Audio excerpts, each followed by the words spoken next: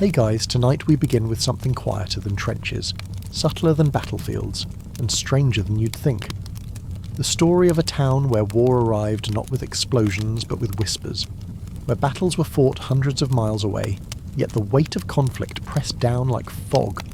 This is the story of how war came to a place that never saw a single soldier fall, never heard a shell land, and never burned, but changed all the same. So before you get comfortable, take a moment to like the video and subscribe, but only if you genuinely enjoy what I do here, and let me know in the comments where you're tuning in from and what time it is for you. It's always fascinating to see who's joining us from around the world.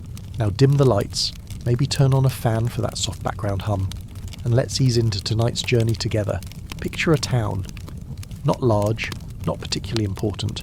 Just a cluster of stone buildings, a church with a crooked steeple, a market square where farmers sold turnips and argued about rain. A place where everyone knew everyone else's business, where gossip travelled faster than any telegram, and where the most exciting event of the year was the Harvest Festival when the mayor got drunk and sang off key. This town, let's call it somewhere between everywhere and nowhere, sat tucked into a valley far from the coast, far from the capital, far from the railroads that mattered. It had a name, of course, but for our purposes it could be any town. 1,000 towns just like it existed across Europe in the early 20th century. Places that history usually ignores because nothing dramatic ever happened there. No famous generals were born in its streets. No decisive battles were fought on its hills. It was simply there, quiet, predictable, unremarkable. The town had perhaps 3,000 souls on a good census year. Most were farmers, their hands permanently stained with soil, and their backs perpetually bent from decades of labour. There were craftsmen too, a blacksmith whose family had worked the same forge for 5 generations, a miller whose wheel turned with the rhythm of the stream that had powered it for 200 years, a seamstress who could repair anything from work shirts to wedding dresses, her fingers moving with practiced precision even as her eyes dimmed with age. The wealthy, such as they were, consisted of perhaps a dozen families. The doctor, who also served as dentist and occasional veterinarian.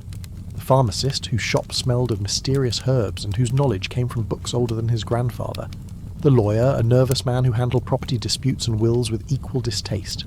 The mayor, rotund and jovial, who won elections primarily by buying rounds at the tavern and remembering everyone's name. And then there was everyone else, the vast majority. People whose names appeared in church registries when they were born, married and buried, but nowhere else. They lived, worked, died, and were forgotten, their entire existence compressed into 3 lines in a dusty ledger.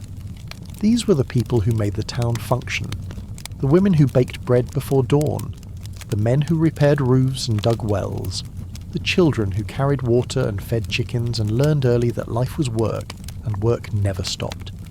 The town's geography shaped everything. It sat in a valley surrounded by gentle hills covered in forests of oak and pine. A river, not large but reliable, curved through the northern edge, providing water for mills, livestock, and the occasional brave soul willing to bathe in its cold current. Roads connected the town to the wider world, but they were poor roads, rutted and muddy in spring, dusty and cracked in summer, frozen and treacherous in winter. To reach the nearest city required a full day's journey by cart, longer if the weather turned. Most townspeople never made that journey. They were born here, lived here, and would die here, their entire world contained within a radius of perhaps 10 miles. The nearest train station was 2 towns over, a distance that might as well have been the moon for people whose lives revolved around the harvest calendar and Sunday Mass. This isolation wasn't seen as a burden. It was simply reality. The outside world existed, certainly. People knew there were great cities with electric lights and motor cars. They knew there were oceans and foreign lands and empires that stretched across continents. But that knowledge was abstract, theoretical, disconnected from the daily business of feeding chickens and fixing ploughs. And then war came, not with trumpets or marching boots, not with fire or steel. War arrived on paper, in rumours, in the nervous glances exchanged at the bakery when someone mentioned a cousin's letter from the front. War seeped into the town like water through cracks in old stone, invisible at first, then suddenly everywhere. The year was 1914. Summer had been warm, almost oppressively so. The wheat stood tall in the fields, golden and heavy, promising a good harvest. Children chased each other through narrow alleys, their laughter echoing off whitewashed walls. Old men sat outside the tavern, smoking pipes and complaining about their knees, the same complaints they'd been making for 30 years. Life moved at the pace it always had, slow, cyclical, governed by seasons and Sunday Mass. Then one morning in late July, the postmaster received a telegram. Just one. A single sheet of paper that changed nothing and everything. It was an official notice, dry and bureaucratic, informing the town that a state of mobilization had been declared. Men of military age were to report for conscription. There was no explanation, no context, just instructions. The postmaster, a thin man named Henrik with wire-rimmed glasses and a persistent cough that had plagued him since childhood, read it 3 times. Then he walked to the mayor's office, handed it over without a word, and returned to his duties. The mayor, whose name was Otto and whose love of wine was matched only by his aversion to actual work, stared at the telegram for a long moment. He didn't understand it. War? With whom? Why? The telegram didn't say. It never did. By noon, the entire town knew, not because of any official announcement, but because the butcher's wife had overheard the mayor's secretary mention it to the schoolteacher, who told the priest, who casually mentioned it after Mass to a group of women lighting candles for their departed relatives. That's how news travelled here. Not through newspapers, which arrived 3 days late if they arrived at all, but through whispers, half-truths, and wild speculation that grew more elaborate with each retelling. At first, no one believed it. War seemed like something that happened elsewhere, to other people. Wars were fought by kings and generals, not by farmers and shopkeepers. Wars belonged to history books, dusty volumes in the priest's library that no one read except the schoolmaster, and even he found them boring. Wars were the Napoleonic campaigns his grandfather mentioned occasionally. Wars were the conflicts that priests prayed about in vague diplomatic terms. Wars were not something that happened to ordinary people on ordinary Tuesday afternoons in valleys, where the most dangerous thing was a cranky goat named Brunhilde, who'd taken a dislike to the miller's youngest son. But the telegram was real, and within a week the first men began to leave. Young men mostly, sons, husbands, brothers. They packed small bags, kissed their mothers, promised to write, and walked to the train station in the next town over. Some wore their best clothes, as if heading to a festival. Others looked pale, silent, already haunted by something they couldn't name. The women waved handkerchiefs.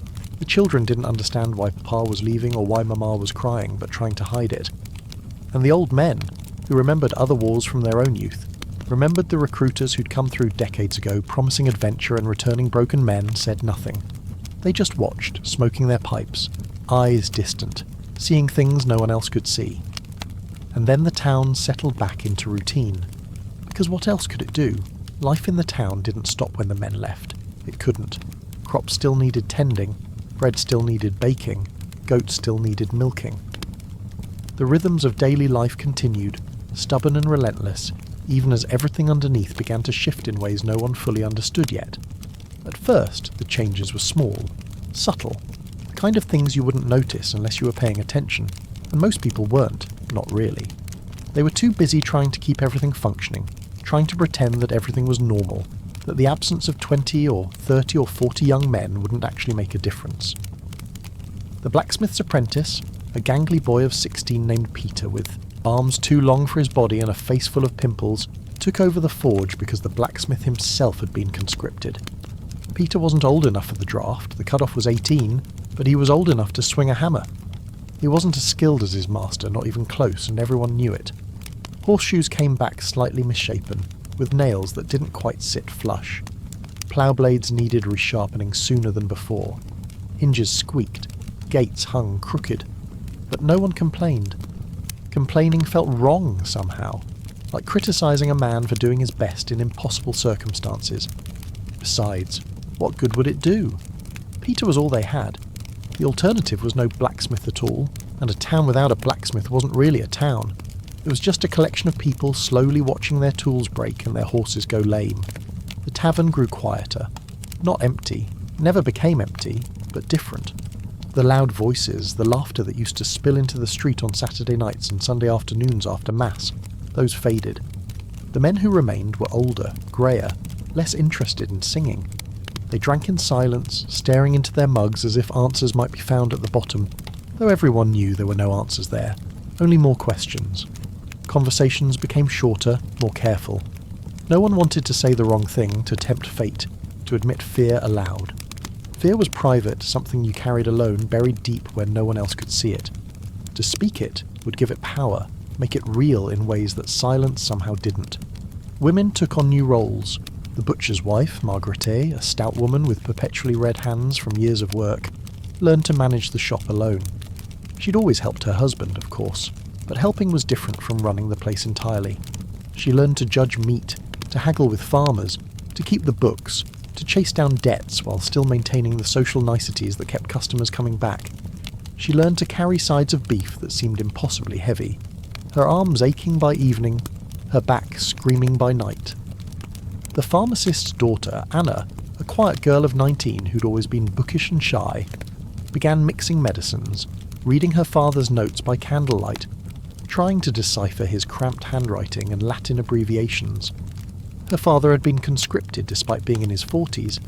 Apparently they needed doctors, and anyone with medical knowledge.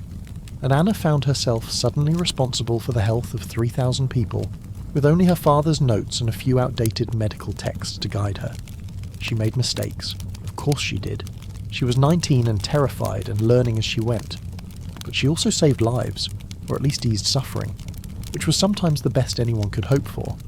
People came to her with coughs and fevers and wounds that wouldn't heal, and she did what she could, mixing powders and tinctures, offering advice, pretending, to a confidence she absolutely did not feel. Fields that had always been ploughed by men were now ploughed by women, boys too young to shave, and old men whose hands shook but who refused to sit idle. Farming had never been easy, but now it became brutal. Women who'd spent their lives cooking and cleaning and raising children found themselves behind ploughs, their shoulders burning, their hands blistering, their bodies screaming in protest. Boys of 12 and 13 worked dawn to dusk, too exhausted to play, too young to understand why their fathers had left them with this impossible burden. The work was harder, slower.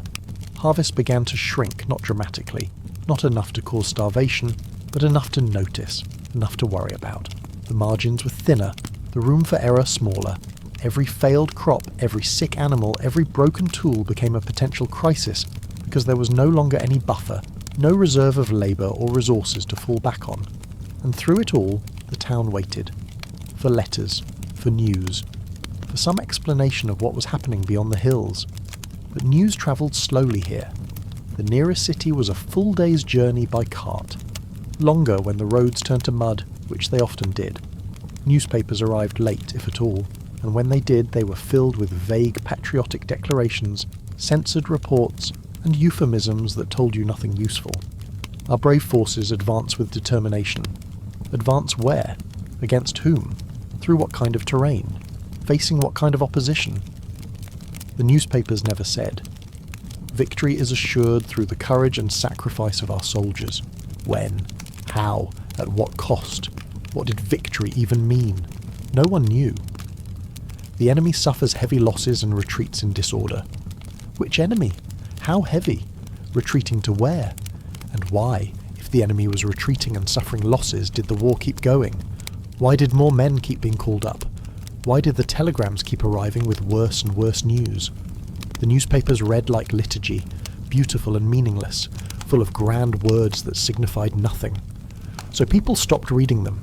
They relied instead on rumour, on letters from the front, on the stories travellers brought when they passed through, and those stories, often contradictory, frequently terrifying, painted a picture far more confusing than any official report. One man, a peddler who travelled between towns selling needles and thread and gossip, claimed the war would be over by Christmas. He said everyone knew it, that the enemy was on the verge of collapse, that the soldiers would be home before the first snow. People wanted to believe him. They clung to his words like drowning men clutching driftwood. But then another traveller, a merchant whose son was serving in an artillery unit, swore it had already been lost, that the generals were incompetent, that the army was being slaughtered for no gain, but the only reason the war continued was that no one in power wanted to admit the truth. His words carried a bitter weight that was hard to dismiss. A third visitor, a government official passing through, on his way to somewhere more important, insisted the enemy was on the brink of collapse. He spoke with the confidence of someone who'd never seen combat, never watched friends die, never stood in a trench while shells screamed overhead. His certainty was so complete that it became suspect. People nodded politely and didn't believe a word. Who to believe? No one knew. So they believed all of it and none of it, holding every possibility in suspension, waiting for clarity that never came. The town's relationship with time began to warp. Days blurred together. Monday felt like Wednesday, felt like Saturday. The only markers were Sunday Mass and Market Day on Thursdays. And even those began to feel repetitive, meaningless, going through motions because that's what you did, not because they meant anything anymore. Weeks felt both endless and fleeting. A week without a letter felt like a year. A week with good weather and decent work felt like it passed in minutes. Time became elastic, unreliable, subjective. The clock in the church tower still chimed the hours, but the hours no longer felt evenly spaced. Some stretched out forever, others compressed into nothing. Seasons changed, but it hardly mattered. Autumn arrived with its usual cold wind and falling leaves, and people harvested what crops they could and prepared for winter. Winter came with snow and ice, and the kind of cold that seeps into your bones and never quite leaves, and people huddled around fires and waited for spring. Spring returned with mud and rain and the exhausting work of planting, and people planted because what else was there to do? Summer brought heat and hard labour, and the faint hope that maybe this year would be better, even though everyone knew it wouldn't be. Each season brought its own work, its own routines. But underneath, nothing moved forward. Everything hung in a strange stasis, suspended, waiting for something to break. The town existed in a bubble, neither fully part of the war nor entirely separate from it. Life continued, but life had lost its momentum. There was no future to plan for, no goals to work toward. There was only today, and today was pretty much the same as yesterday, and tomorrow would probably be the same as today. People mark time not by calendars, but by letters. It's been 3 weeks since Johann wrote. 2 months since we heard from Stefan. Anna's husband hasn't sent word since October. Letters became currency, proof of life, fragile threads connecting the town to the distant, incomprehensible front.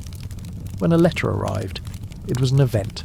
The postmaster Henrik delivered them personally, walking slowly up to the door, his face carefully neutral, his footsteps measured. You could never tell from his expression whether the letter carried good news or bad. He'd learned, after the first few months, to show nothing, to be a blank slate. Because hope was cruel when it was false, and despair was heavy enough without someone else's face confirming it, before you even opened the envelope. Families opened letters with trembling hands, reading and rereading every line, searching for hidden meanings, for reassurance, for truth between the carefully censored words. Most letters said very little. I am well, the food is adequate, do not worry. Standard phrases that revealed nothing. Soldiers couldn't write openly about conditions, strategies, losses, locations, or anything useful. Censors read everything. Thick black lines redacting entire paragraphs, sometimes whole pages. So they filled their letters with bland observations, descriptions of weather that somehow all sounded the same, requests for socks or tobacco or sweets. Safe, meaningless words that still somehow mattered because they proved the writer was alive. At least they proved the writer was alive when the letter was written, which might have been days or weeks or even months ago, depending on how long it took to reach the town.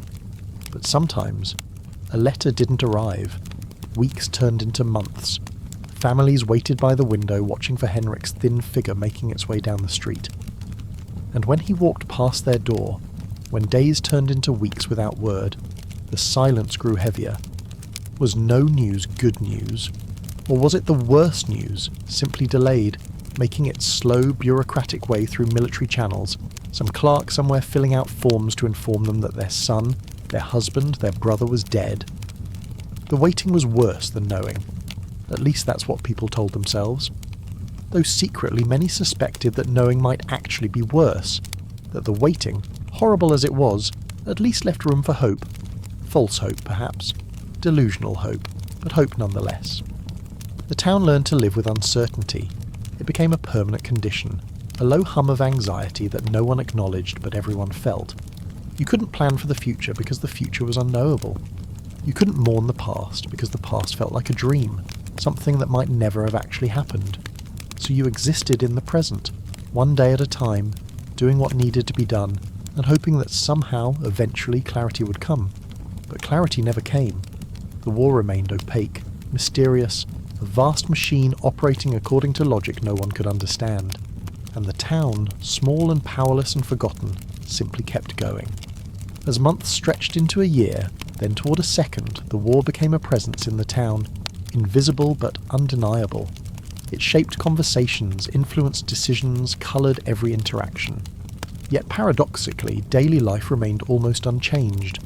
The same streets, the same buildings, the same faces. From the outside, if a stranger had walked through, the town would have looked exactly as it always had. Only the people inside it knew how profoundly everything had shifted. The church bell still rang at the same hours. 6 in the morning, noon, 6 in the evening, and of course for mass and funerals and weddings, though weddings had become rare. The market still opened on Thursdays.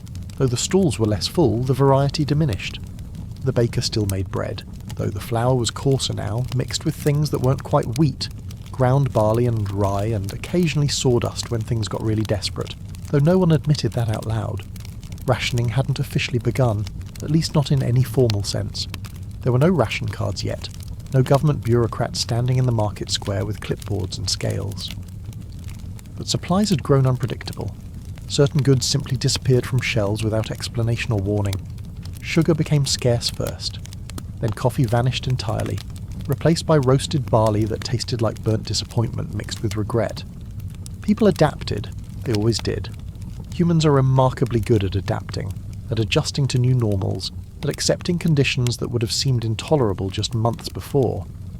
Gardens expanded as families tried to grow more of their own food. Every available plot of land, every sunny corner, every patch of earth that wasn't actually paved became a vegetable garden. People grew potatoes, cabbage, turnips, carrots, anything that could be stored through winter. Chickens became more valuable than gold. A laying hen was a treasure beyond price, a source of protein that could sustain a family through hard times. People guarded their chickens jealously, built better coops, checked on them obsessively. A fresh egg was a luxury, something to be savoured, divided among children, never wasted. Meat, once a weekly staple, a Sunday roast that marked the end of the work week and the beginning of the day of rest, became a monthly treat. Then a rare indulgence reserved for holidays. Christmas, Easter, maybe a birthday if you were lucky and could afford it. Meals grew simpler, plainer, more monotonous.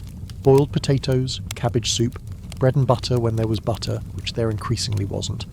But no one starved, not yet. Not in this town, which was luckier than many. The mayor received more telegrams, always brief, always bureaucratic, always demanding something. Requisitions for grain, for horses, for copper and iron, for church bells that could be melted down, for munitions, for anything and everything that might contribute to the war effort. The army needed resources, and towns like this one were expected to provide, expected to sacrifice, expected to give until there was nothing left to give. The mayor complied, of course. What choice did he have? Refusal wasn't an option. Refusal meant soldiers arriving, meant arrests, meant punishments no one wanted to think about.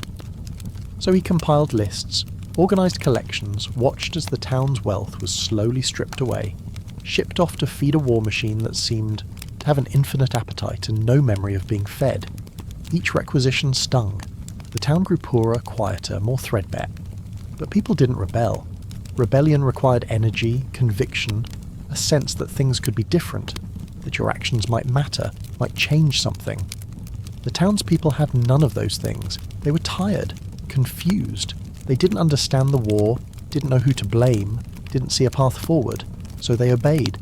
They handed over what was asked. They nodded politely at officials who passed through, and then they returned to their routines, heads down, enduring. Occasionally a stranger appeared, a wounded soldier on leave, limping through town with a bandaged arm, his uniform torn and stained, his eyes carrying things no eyes should have to carry. A government inspector checking compliance with rationing orders, his manner brusque and impatient, treating the townspeople like children who needed to be watched and scolded. A refugee family fleeing a front that had shifted closer to their home, their possessions piled on a cart, their children wide-eyed and silent. These visitors brought stories, fragments of a larger world that felt both impossibly distant and uncomfortably near. The wounded soldier spoke carefully, choosing words that wouldn't frighten, though his caution itself was frightening. He'd been at Verdun, or maybe the Somme, he didn't say clearly, and he spoke in generalities about mud and noise and waiting. But his eyes said more than his mouth. He had seen things, terrible things, things that couldn't be unseen, couldn't be spoken, couldn't be processed or understood or filed away in any neat mental category. The townspeople thanked him for his service, offered him a meal, a place to sleep for a night. Then they avoided him, not cruelly, not deliberately, but instinctively. His presence was a reminder of realities they preferred not to confront. He was proof that the war was real, that it was as bad as the worst rumours suggested, maybe worse, and that proof was unbearable. The government inspector was easier to deal with in a way. He was brusque, impatient, dismissive. He treated the mayor like a servant, the townspeople like obstacles. He inspected barns, counted livestock, made notes in a leather-bound ledger with a fancy pen that probably cost more than most families earned in a month.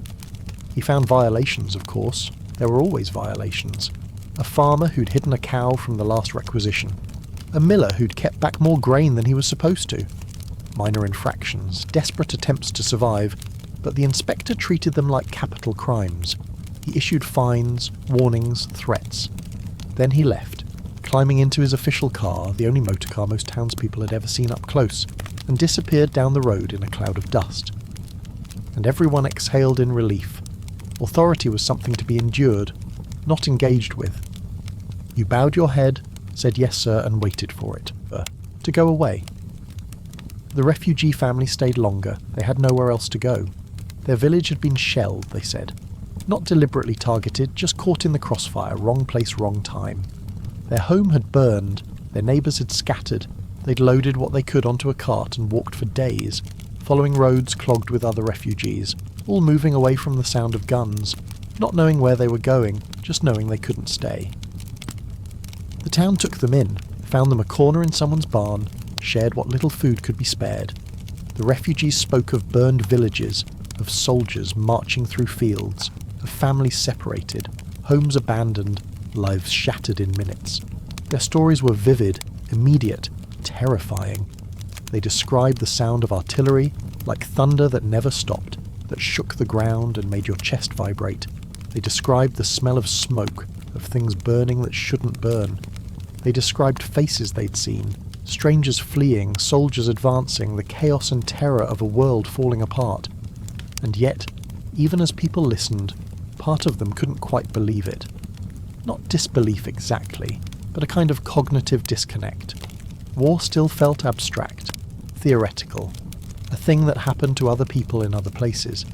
Even these refugees sitting right there in front of them, speaking their language, eating their bread, somehow existed in a different category of reality. What had happened to them was real, yes, but it couldn't happen here. Not here. This town was too small, too unimportant, too far from anything that mattered. This town was safe. It had to be. Because if it wasn't, if the war could reach even here, then nowhere was safe, and that thought was too terrifying to entertain. So people listened, nodded sympathetically, offered what help they could, and then went back to their routines, pushing the refugees' stories into a mental box labelled terrible things that happen elsewhere. A box that was getting uncomfortably full, but that no one wanted to open and examine too closely. In the second year of the war, the first death notice arrived. Not a letter from the front, not a telegram saying wounded or missing, but an official notification.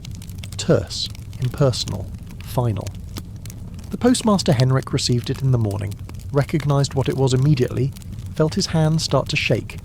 He stood in his small post office, staring at the envelope, not wanting to deliver it, knowing he had to, wishing desperately that he worked somewhere else, anywhere else, that his job was anything other than this.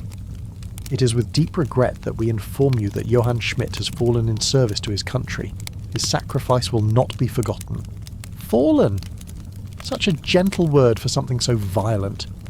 Fallen like he'd tripped and couldn't get up. Like he'd stumbled. Not blown apart by artillery or shot or bayoneted or gassed or any of the 100 other ways men were dying in industrial. Quantities in foreign fields. Johann Schmidt had been 22 years old. He'd worked in his father's carpentry shop, was good with his hands, patient and precise. He'd been engaged to marry a girl named Elizabeth, a sweet-faced girl who worked in the bakery and always smiled when he came in, who was supposed to be planning a wedding, not attending a funeral. Henrik walked slowly to the Schmidt house, each step heavier than the last, feeling like he was carrying the weight of death itself in his leather bag. When he knocked on the door, Johann's mother, Frau Schmidt, answered, saw Henrik's face, saw the envelope in his hand, and knew. She knew before he said a word. She made a sound, not quite a scream, more like all the air being punched out of her lungs. She collapsed against the doorframe, her legs refusing to hold her, and Henrik caught her, holding this woman he'd known his entire life while she sobbed into his shoulder. Johann's father emerged from the workshop behind the house, saw his wife weeping, saw the postmaster holding her, understood immediately. He stood there, tools in hand, sawdust in his hair, staring at nothing. He didn't cry, he didn't speak, he just stood there, frozen, while his world quietly ended. The entire town attended the funeral, though there was no body to bury. They gathered in the church, filled every pew and lined the walls and stood in the doorway. They listened to the priest offer empty consolations, words that meant nothing, words about honour and sacrifice and God's plan. Words that couldn't bring Johann back, couldn't comfort anyone, couldn't make sense of a death that made no sense. Afterward they walked to the cemetery where a wooden cross was planted in the earth. Johann Schmidt, beloved son, 1895, 1916. Elizabeth stood at the grave for hours after everyone else left, staring at the empty plot of ground where a body should be, but wasn't, mourning a fiancé whose remains were somewhere in France or Belgium, buried in a mass grave or scattered across a battlefield, or simply disappeared into mud. It was the first death. It would not be the last. More telegrams came, not a flood, not at first, but a steady drip, one every few weeks, then one a week, then several in a single week, and the town began to understand that this was not an anomaly, not bad luck, but the new reality. Men were dying, their men, sons and husbands and brothers who'd left promising to write, promising to return, promising everything would be fine. The postmaster Henrik aged years in months. His hair went grey. His hands developed a permanent tremor. He stopped sleeping well, tormented by dreams where he delivered telegram after telegram, every house in town receiving the same news, until he was standing alone in a town of the dead. He considered quitting, finding other work, but there was no other work, and besides, someone had to do it. The telegrams would keep coming whether he delivered them or not. Every knock on a door became a threat. People stopped answering immediately. They'd peek through windows first, checking to see who it was, hoping desperately it wasn't Henrik with his leather bag and his grey face and his apologetic expression. Children were taught not to run to the door. Women prayed before answering. Men braced themselves, trying to prepare for news that couldn't be prepared for. The deaths accumulated. Klaus Becker, who'd been a farmhand and played harmonica at festivals, dead at 19. Friedrich Weber, the miller's son, who'd wanted to be a teacher, dead at 21. Stefan Kaufmann, Thomas Richter, Georg Schneider, names carved into wooden crosses in a cemetery that was slowly filling with markers for bodies that weren't there. Each death rippled through the town. Not just the immediate family, though their grief was oceanic, bottomless, the kind of grief that never truly heals. But the entire community felt it, because the town was small enough that everyone knew everyone, or at least knew of everyone, and every death diminished them all. Every telegram was another thread cut, another connection severed, another piece of the town's future stolen. The war had been abstract. Now it was personal, specific, undeniable. These men were not statistics, not numbers in a newspaper casualty list. They were Johann, who used to repair chairs, Stefan, who'd once won the pie-eating contest at the Harvest Festival, Klaus, who'd courted the teacher's daughter and written her terrible poetry that she'd kept in a drawer anyway. The town began to understand. This war was not temporary. It was not glorious. It was not something that would end soon with clear victory and triumphant homecomings.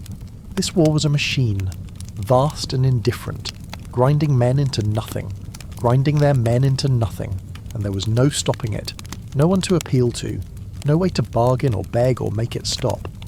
Yet still, impossibly, day-to-day life continued. Because what else could it do?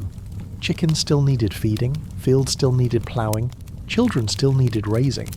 The work never stopped, even when your son was dead, even when your husband wasn't coming home, even when the future you'd imagined had vanished like smoke. People learned to hold grief and routine in the same space, to cry in the morning and bake bread in the afternoon, to attend a funeral in the evening and plant potatoes the next dawn. Grief became something you carried, not something that stopped you. Because stopping meant starving, meant failing, meant letting the war destroy not just the men it had taken, but the people left behind.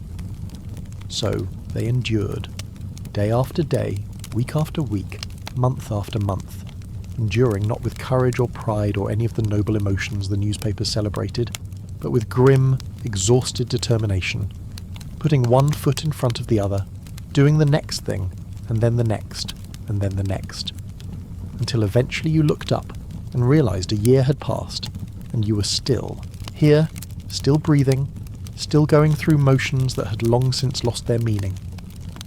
Children went to school, though the schoolmaster was gone now, conscripted in the second call-up when they lowered the age and raised the maximum, and suddenly men in their 40s were considered fit for service. The new teacher was Frau Hoffmann, an elderly woman who'd retired a decade ago but was pulled back into service because someone had to teach the children their letters and arithmetic, and the sanitized version of history that carefully avoided explaining how the world had arrived at this moment. She taught reading, writing, simple mathematics. She avoided current events, politics, anything controversial. She taught geography from outdated maps that showed borders that no longer existed. She taught literature by having children memorize poems about nature and simple virtues. She taught music, and the children sang folk songs about mountains and rivers and things that felt safely distant from the reality outside the schoolroom window.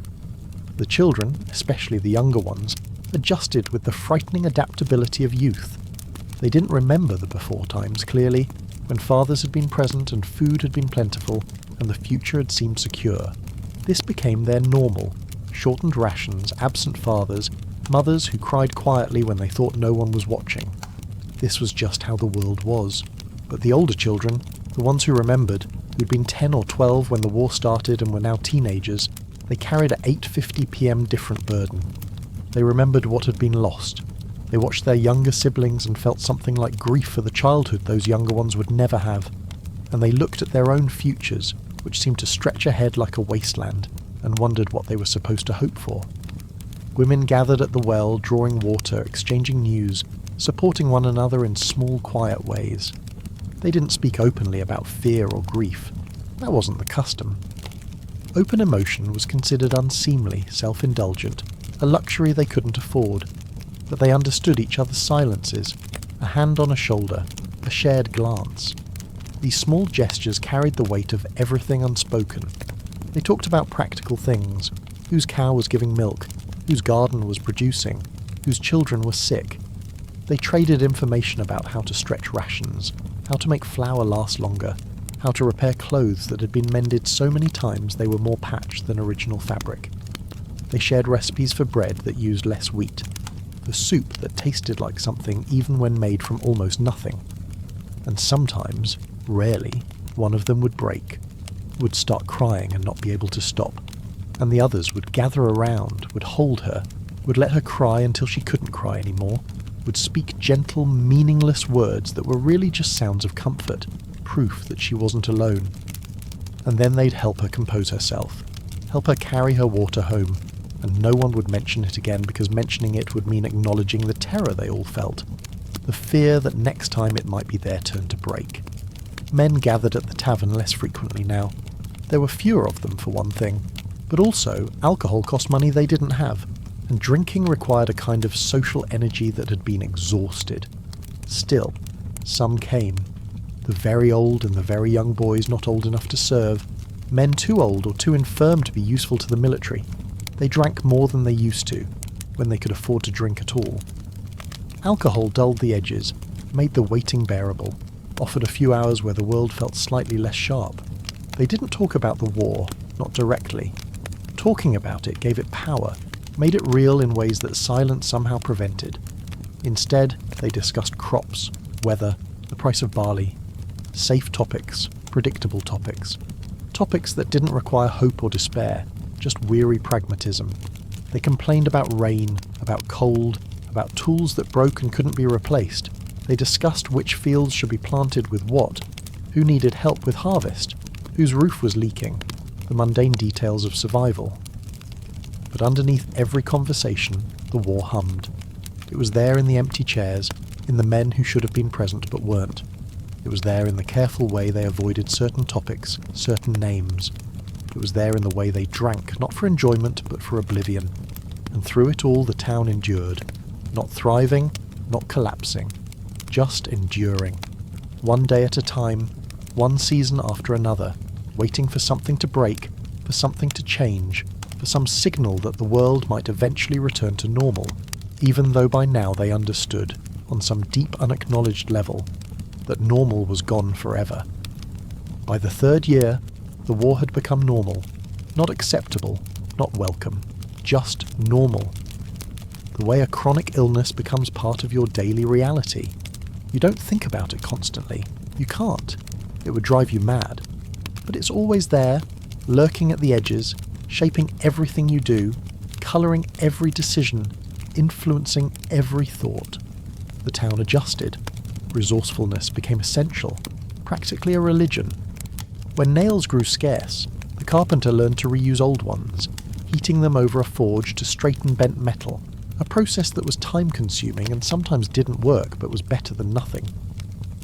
When leather became impossible to find, the cobbler patched shoes with scraps of canvas and hope, creating footwear that looked ridiculous but technically kept feet off the ground. When thread ran out, women unravelled old garments to mend new ones, unpicking seams with care, salvaging every inch of usable material. Waste became unthinkable, sinful. Every scrap, every crumb, every worn-out rag had potential value. Potato peelings went to pigs. Bones were boiled multiple times for broth. Candles were burned down to the last sliver of wax. Clothes were patched, mended, remade, passed down, cut apart and reassembled into new configurations, worn until they literally fell apart, and even then the fabric was saved for cleaning rags or stuffing for mattresses. Children grew up faster than they should have.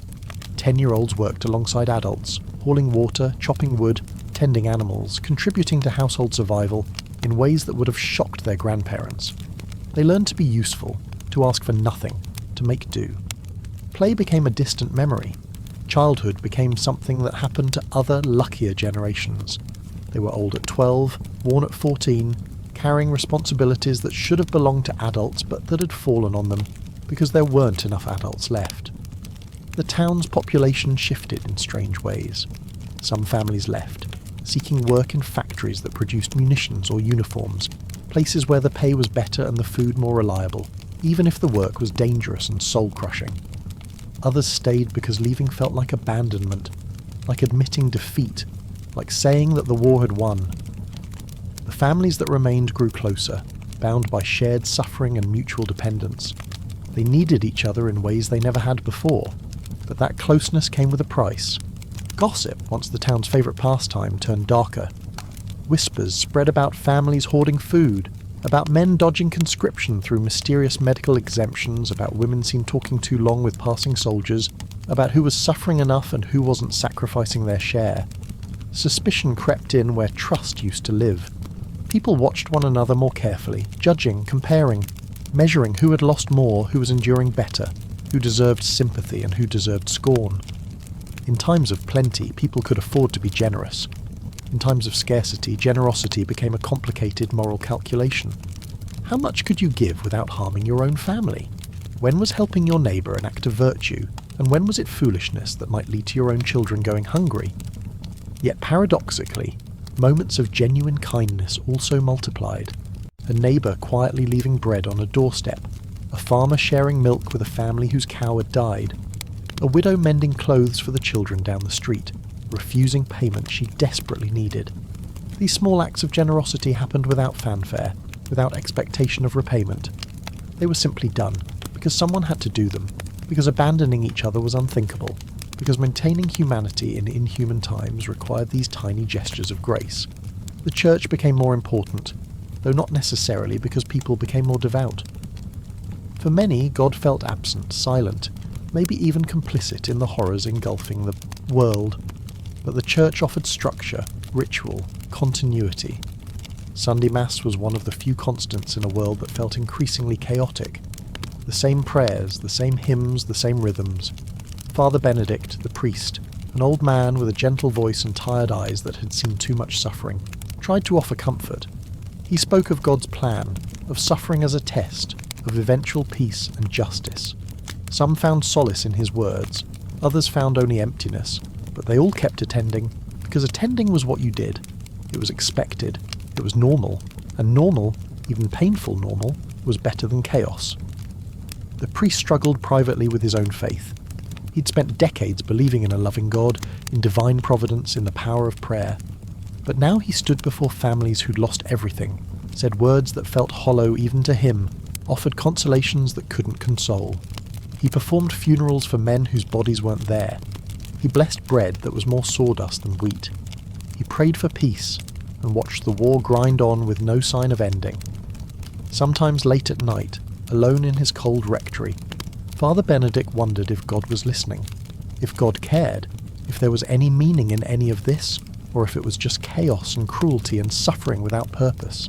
These thoughts terrified him, shook the foundations of everything he'd built his life upon. But in the morning he rose, put on his vestments and performed Mass, because what else could he do? People needed rituals, needed rhythms, needed something to believe in even if he wasn't sure he believed it himself anymore. Holidays became strange, hollow affairs. Christmas arrived, and families tried to celebrate. They lit candles, sang carols, exchanged small gifts made from whatever scraps they could find. But the joy felt forced, performative. Too many chairs sat empty. Too many names went unspoken, because speaking them would break the fragile pretense that everything was fine, that this was a normal Christmas, that tomorrow would be better. Children received gifts that were practical, not playful. Warm socks, mittens, a scarf. Things that would help them survive the winter, not things that would make them smile.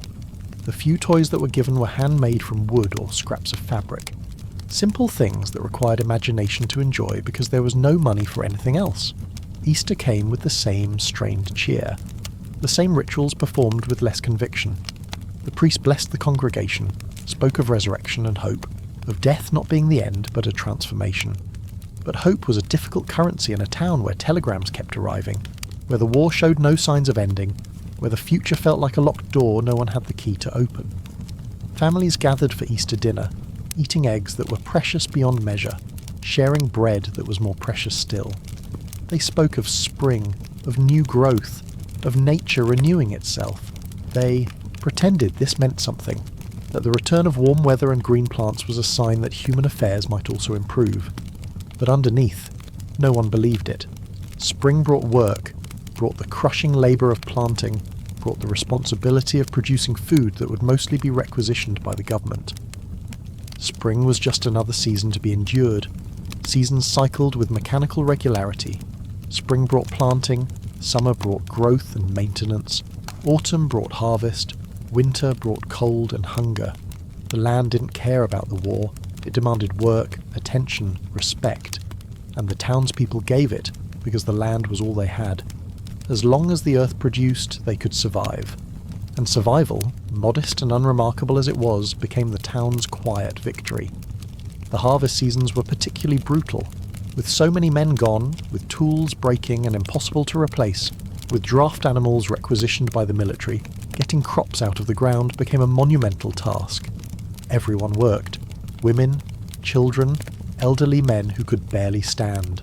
They worked dawn to dusk, racing against weather, against time, against the certainty that if they failed, winter would be catastrophic. And even when they succeeded, even when the harvest was decent, most of it was taken. Government requisitions claimed the majority of grain, leaving families with barely enough to survive until next year's harvest. The town produced food it would never eat, contributed to feeding an army that was slowly killing its sons. By the 4th year, something subtle had shifted. The intensity of the fear, while still present, had been ground down into something duller, more manageable. Terror had become anxiety. Acute grief had become chronic sorrow. The town existed in a state of exhausted acceptance. People stopped asking when the war would end. That question, once constant, had been abandoned. The war simply was. It had always been. It would always be. The idea that it might actually end someday felt like a fairy tale, something children might believe but that adults knew better than to hope for. The telegrams slowed, not because the war had become less deadly, but because there were fewer men left to lose. The town's contribution to the war effort had been largely extracted. Its young men were dead or maimed or serving in trenches somewhere. Its resources had been requisitioned. Its capacity had been strained to the limit and beyond. There was simply nothing left to give. The government, sensing this, turned its attention elsewhere. Inspectors stopped coming as frequently. Requisition orders became less aggressive. The town, having given everything it could, was left alone to rot in peace, forgotten, irrelevant, no longer worth the bureaucratic effort required to squeeze out the last drops of blood and treasure. At first, this felt like relief. The constant pressure lifted slightly. The mayor stopped having nightmares about inspectors, finding violations. The townspeople stopped flinching every time they heard a car engine in the distance. There was a sense, tentative and fragile, that maybe the worst was over, that maybe they could simply exist quietly until the war resolved itself elsewhere. But the relief was complicated by guilt. While the town had been battered, it had been spared the worst horrors. No bombs had fallen here, no armies had marched through, no homes had been shelled into rubble. The town still stood, scarred but intact. And elsewhere, entire cities were being destroyed. Millions were dying. Civilizations were being torn apart. The townspeople had lost sons, husbands, brothers. They'd endured hardship and privation, but they still had homes. They still had food, however meagre. They still had roofs over their heads and ground beneath their feet. Compared to refugees fleeing burning cities, compared to soldiers dying in trenches, compared to families bombed out of existence, the town's suffering seemed almost trivial. This guilt was rarely discussed. Speaking it aloud would seem self-pitying or presumptuous, but it lingered in silences, in averted gazes, in the uncomfortable awareness that survival itself was a form of privilege, that they were lucky, comparatively. And that luck felt unearned, arbitrary, hollow. Rumours of the war's progress became more frequent, more contradictory, more impossible to verify. Some said the enemy was collapsing, that their armies were mutinying, that revolution was breaking out in their capital. Others claimed the enemy was winning, that Allied forces were in retreat, that defeat was imminent. A traveller passing through insisted the war was essentially over, just waiting for formalities, that the fighting had stopped even if the paperwork hadn't been signed. Another swore it would last another decade, that no one was winning, that it had become a stalemate that would grind on until both sides collapsed from exhaustion. Who to believe? No one knew, so they believed nothing and everything, holding all possibilities in exhausted suspension, too tired to care anymore which rumour was true. The war would end when it ended. Until then, life continued. Pigs needed feeding, fences needed mending. Work never stopped. Then, one morning in late 1918, the church bell rang at an unusual hour. Not the measured rhythm of Sunday Mass or the slow toll of a funeral. Something different, faster, urgent, almost celebratory. People emerged from their homes, confused, cautious, having learned over 4 years not to get their hopes up, not to believe good news because good news was always wrong. They walked slowly to the church square, gathering in clusters, talking in hushed voices, wondering what disaster had struck now because bells at odd hours meant bad news, always had. The mayor stood on the church steps holding a telegram, his face unreadable. The crowd waited, silent, breath held. The mayor was older now, much older than he'd been 4 years ago, though the calendar said he'd only aged 4 years. He looked like he'd aged 20. His jowls sagged. His eyes were bloodshot. His hands shook slightly. He cleared his throat, tried to speak. His voice caught. He cleared his throat again. "The war is over," he said. Just that. 4 words. Flat, simple, undramatic. As if he'd announced the market would open on Thursday as usual. For a moment no one reacted. The words didn't land. They hung in the air, impossible, incomprehensible, like if someone had announced that gravity no longer worked or that the sun wouldn't rise tomorrow. The war couldn't be over. The war had always been. It was the water they swam in, the air they breathed, the background radiation of existence. How could it just stop? Then someone laughed. A nervous, disbelieving laugh that sounded more like a sob. Someone else began to cry. A woman dropped to her knees, hands clasped in prayer, thanking a god she probably didn't believe in anymore but was thanking anyway out of sheer habit. Others embraced, tentatively at first, then fiercely. Relief flooded through the crowd like a breaking dam. The war was over. The war was over. Those 4 impossible words repeated like a prayer, like a charm, like if you said them enough times they might actually be true. But the celebration was muted. No cheering crowds, no dancing in the streets, no jubilant songs. Just quiet tears, shaking hands, stunned faces trying to process information that didn't quite make sense. The war was over, but it had taken so much. Johann Schmidt wouldn't come home. Nor would Klaus or Friedrich or Stefan or Georg or Thomas or a dozen others whose names were carved on wooden crosses in a cemetery that had tripled in size over 4 years. The sons, brothers, husbands who had left in 1914 promising to write, promising to return, would not return. The war was over, but its cost remained, a debt that could never be repaid. In the days that followed, the town tried to adjust, tried to imagine a future without the war's shadow, but it was difficult. The war had lasted so long, shaped so much, defined so completely what life was, that life without it felt strange, unmoored, almost impossible to conceptualize. What now? What came next? How were you supposed to live when the thing that had defined existence for 4 years suddenly vanished? Slowly, hesitantly, men began to return. Not all of them, not even most, but some. They came back on trains and carts and on foot, straggling home in 1s and 2s, thin and worn and quiet. They came back different. Not just thinner, though they were all thinner, gaunt in a way that suggested they'd been hungry for years. Not just marked by visible wounds, though some bore scars and missing fingers and limps, but fundamentally different in ways that were harder to define. They didn't talk about what they had seen, what they had done, what had been done to them. When asked, they said things like, "It was bad," or "I don't want to talk about it," or simply changed the subject.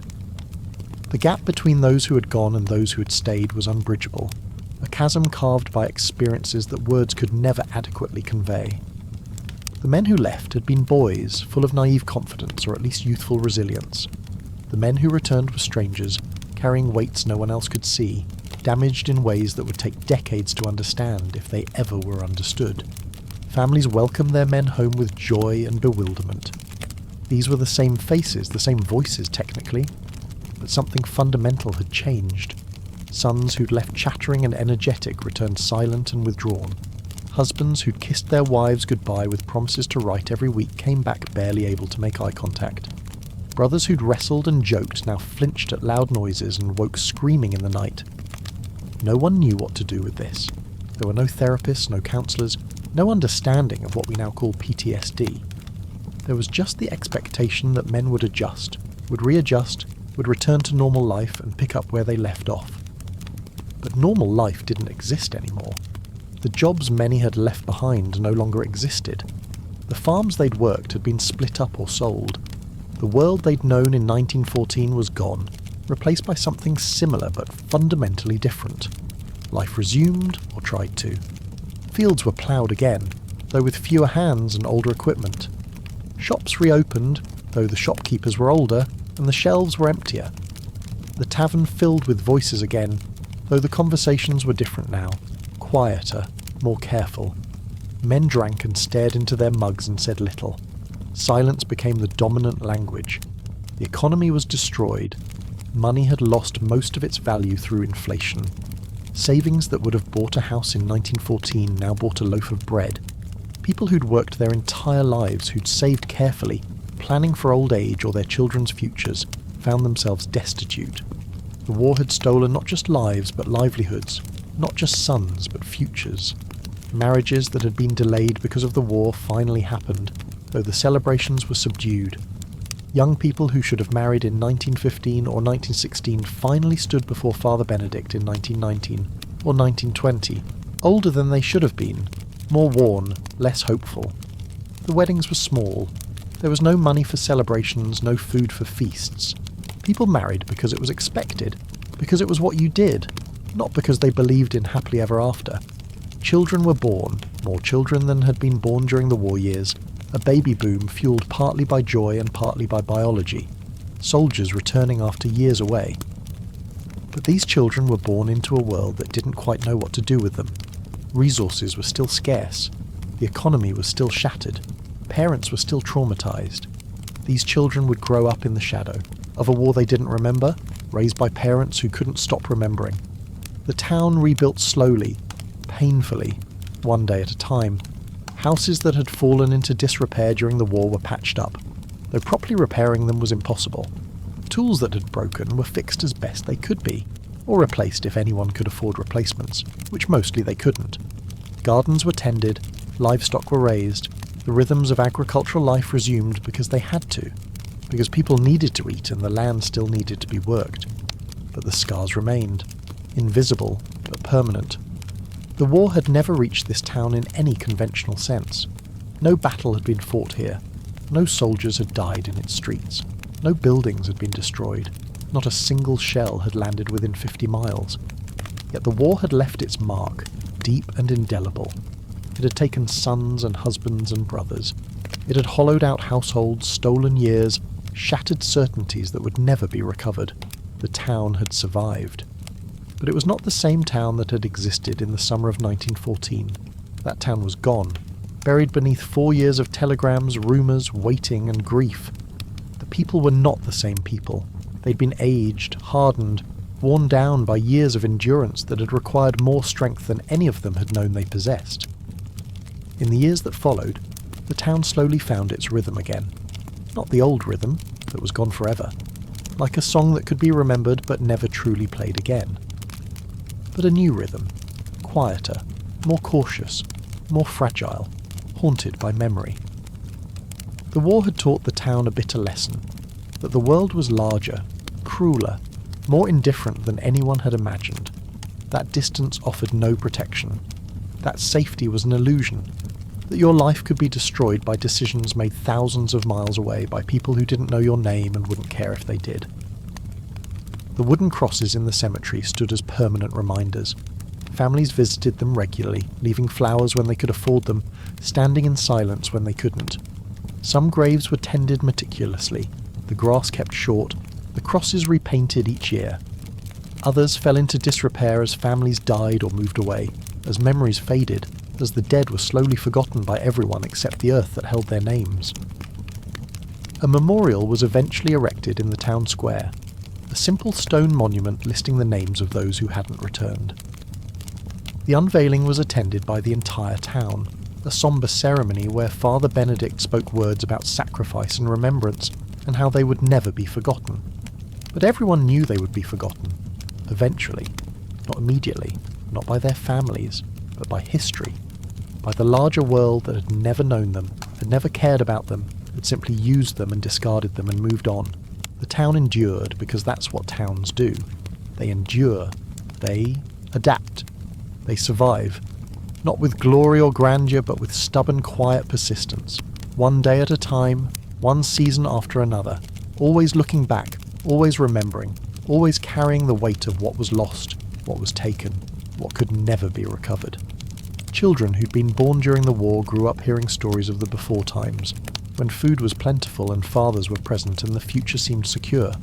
They listened with the polite incomprehension of those who can't truly understand what they've never experienced. To them, hardship was normal, scarcity was normal, absence was normal. They had no frame of reference for anything else. The war may have ended, but in a small town far from any front, its echoes would never truly fade. They reverberated through decades, through generations. The town had lost a quarter of its young men, and with them had lost dreams, potential, futures that would never exist. children who were never born, marriages that never happened, contributions to the town's life that vanished before they could be made. The economic devastation took years to recover from, and recovery was always partial, incomplete. The town never quite regained its pre-war prosperity. It remained poorer, smaller, more marginal. Young people who might have stayed left for cities, seeking opportunities the town could no longer provide. The population slowly declined. Houses stood empty. Farms were abandoned. The town began a slow fade that would continue for decades, but life continued, stubbornly, persistently, unremarkably, because that's what life does. It continues even when you think it can't, even when you're not sure it should, even when every reason to give up has presented itself and been acknowledged and been understood. Life continues because the alternative is unthinkable, and because most people, even in the darkest times, possess a capacity for endurance that surprises even themselves. The war had changed everything by changing almost nothing. The streets remained the same. The buildings stood mostly unchanged. The river still flowed. The fields still produced crops. The seasons still cycled with mechanical regularity. But underneath, everything was different. Trust had fractured. Certainty had shattered.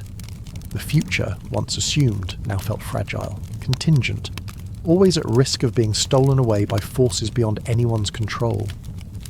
In a small town far from the front, the war was fought quietly, invisibly, in kitchens and churches and bedrooms.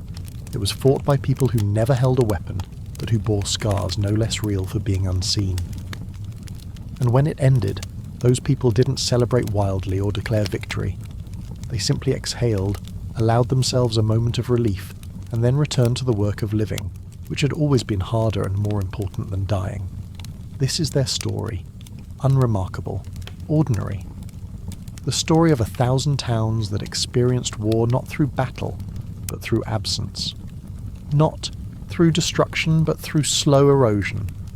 Not through heroic resistance, but through grim endurance. These are the stories that don't make it into history books, that don't inspire poems or paintings or monuments.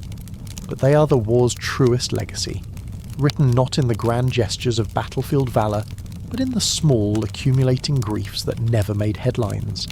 A mother who never stopped setting a place at the table for a son who wasn't coming home. A father who never spoke about his boy except in the present tense, unable or unwilling to acknowledge the past. A sister who kept her brother's letters tied with ribbon in a drawer, reading them until the ink faded and the paper fell apart. A widow who never remarried, not out of lasting devotion, but because she'd used up all her capacity for hope and couldn't imagine starting over. These were the war's casualties too. Not dead, but irrevocably changed. Not destroyed, but permanently marked. They carried on because carrying on was all there was. They raised children and tended gardens and attended church and lived lives that looked, from the outside, almost normal. But they knew. They all knew. Normal was a performance, a mask worn for the benefit of others, a polite fiction everyone agreed to maintain because the alternative was acknowledging that the world had broken and could never quite be fixed. And so, the town endured. Through the 1920s and into the 1930s, through economic depression and political chaos, through the slow realization that the war they'd thought was the war to end all wars had been nothing of the sort. Through the growing awareness that history wasn't finished with them, that the unresolved tensions and hatreds and injustices of the last war were building toward another. But that's another story. For now, in this moment, in this small town that never saw combat, that never appeared in dispatches, that contributed its sons and its treasure, and received nothing in return except grief and official gratitude that rang hollow, the war was over. The war was over. And somehow, impossibly, life continued.